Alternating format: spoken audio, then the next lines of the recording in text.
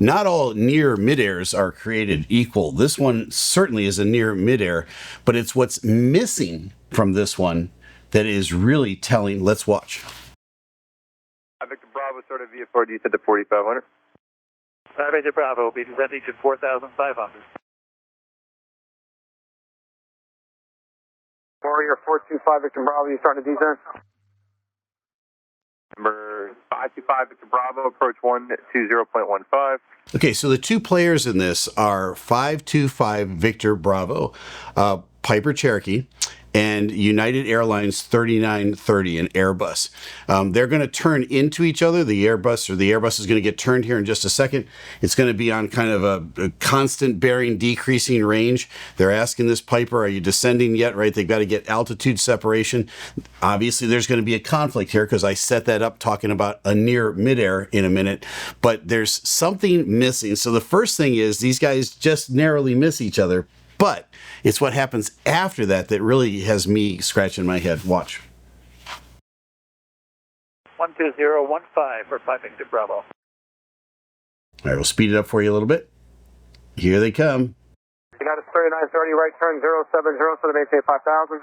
070, 5,000, United 3930. Okay, so that's a normal vector for an airliner coming in. He's going to get set up here in Newark. Our old buddy Newark, right, is in the news again. And they're going to kind of get him on what's called a downwind. So let's say the runway is this way that you're going to land on. They're going to take you down away from the runway for a little bit. They're going to turn you. They're going to descend you. And then as they get you set up for the approach, they're going to turn you back in. You're going to be at about 3,000, sometimes 2,500 feet to intercept the glide slope all the way down to the runway to your landing. So that's what the setup they've got for these guys. This Piper Cherokee now is transiting past, but these two are going to get real close to each other. 050 heading at 5,000. 50 heading at 5,000. So he varies the heading a little bit. He had him going to 070, now he's got to go into 050. That's going to be a problem because that's going to put him right in the path of this Piper.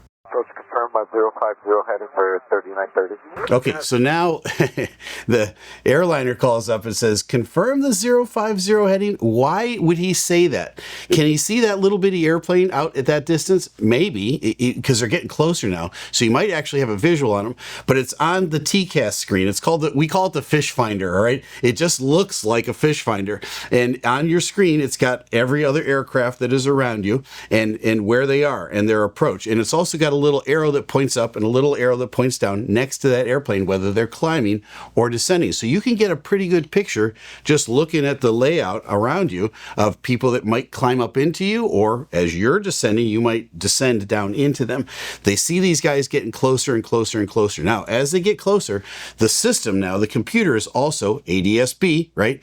It's broadcasting out and it's getting a return back from them, and it's calculating all of that and saying, hey, you guys are on a collision course. So the first thing it does is it turns that other aircraft on your fish finder, all right, yellow. And it pops up first and it changes colors. The next thing you're going to get is a traffic call out. It's not going to tell you to climb or descend yet. It's just a traffic advisory. It's going to say traffic, just like that. Now you're going to look at your screen. You're going to see where that airplane is. And you're going to look out here. I think these guys already see this thing coming. United 3930, turn right of 080. 080. 080, a little harder right turn. Is it too late? United 3930, right turning on 120. 120, United 3930. Okay, so they set this up. They gave him a 050, then a 080. That wasn't enough. Now 120, is that going to get him out of the path of the Piper? Now they're closing in. Watch. And approach that 3930, we just responded to an RA. So now United 3930 just responded to an RA. The difference between a TA and an RA is the command to climb or descend. So that first TA comes out, says traffic. They look outside, they see the little Piper. The next thing is the computer's going to go climb, or it's going to say, climb or descend, and descend now. And then it gives you a little vector on your screen in front of you that turns green. You simply turn off the autopilot and the auto throttle. You fly the airplane into that little green vector range, right? And then that's going to give you enough separation that you're going to avoid a collision with whatever other aircraft it is. So then you're kind of required to let everybody know why you deviated from your altitude. So let's say their assigned altitude was 5,000 at this point, and they descended all the way down to 4,500. The next thing you're going to do as a pilot is you're going to climb back up to that 5,000 foot altitude, and then you're going to get on the radio because you're a little miffed at this point. It's like, okay, what just happened? And then you're going to say, hey, we just responded to an RA. That gets you off the hook for descending from an altitude that you were assigned. They do that. Here's what's missing. Listen. 3930, speed is yours. Right turn 180, maintain 3000. Right turn 180, 3000, 3930. Wait a minute, I just called you and told you that I had a resolution advisory, and that's why I had to descend for a near midair. And what's the response from air traffic control? He just keeps giving them vectors to the airport. It doesn't even say anything about it. If I was this captain, I'd be like, what the heck? You know, did this guy not hear me? He obviously did. There's a bunch of silence. He doesn't say anything. Yep. There's more to come, though.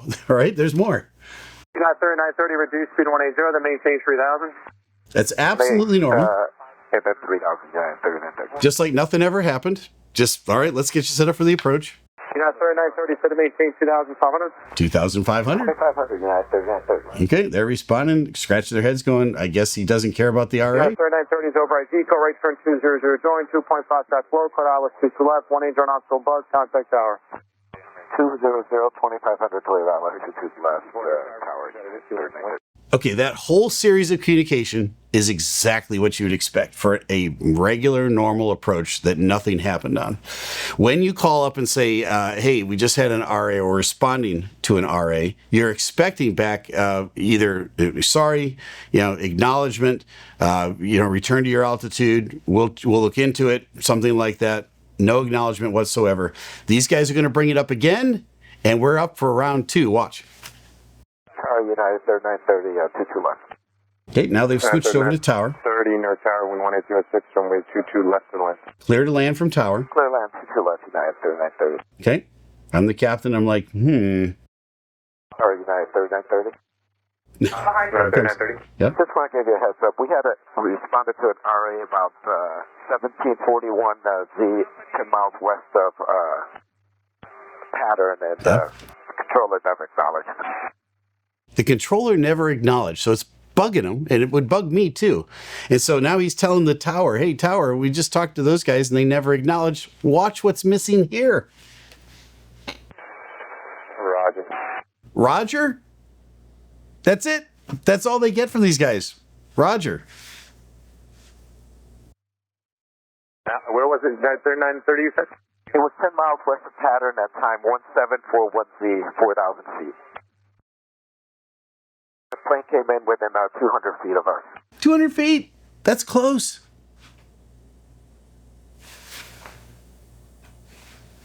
Okay. These guys come in. They have an uneventful landing. 3930 exited Echo and hold short of future right.